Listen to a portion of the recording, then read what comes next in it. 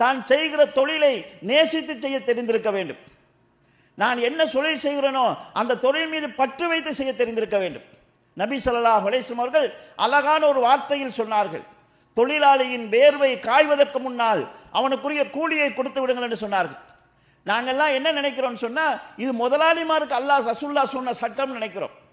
வேர்வை காய்வதற்கு இடையில சம்பளத்தை கொடுக்க சொல்லி ரசூலுல்லாஹ் சொல்லியிருக்கிறாங்கன்னு விளங்கிக்கிறோம். அந்த ஹதீஸ்ல ரசூலுல்லாஹ் ரெண்டு விஷயத்தை சொல்றாங்க. நாம் யாருக்கு கீழே இருந்தாலும் அவர்களுக்கு விசுவாசமாக அவர்களுக்காக வேர்வை சிந்துகிற மாதிரி உழைக்க வேண்டும். அவன் கூலியை சரியா தரணும்.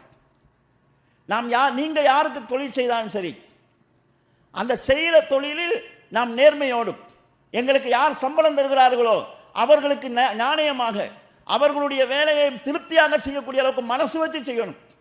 அது அவங்களுக்காக அல்ல, நாம் இருக்கிற மார்க்கத்துக்காக, நாம் பின்பற்றுகிற மார்க்கத்துக்காக நாம் திருப்தியாக அதை செய்தால் எங்களுக்கு தர வேண்டியதை அல்லாஹ் தருவான், அதில் அல்லாஹ் பரக்கத் செய்வான். எனவே தொழில் என்கிறது முக்கியமானது. ஒரு முஸ்லிமுக்கு தொழில் இல்லாமல் இருந்தால் 24 மணி நேரம் சும்மா ஏதோ ஒரு தவறை செய்ய போறான்னு அர்த்தம். தொழில் நேரத்திலேயாவது அவன் கட்டுப்பாடாக அவனுடைய வேலையை செய்யறதுக்குரிய ஒரு வாய்ப்பு வரும்.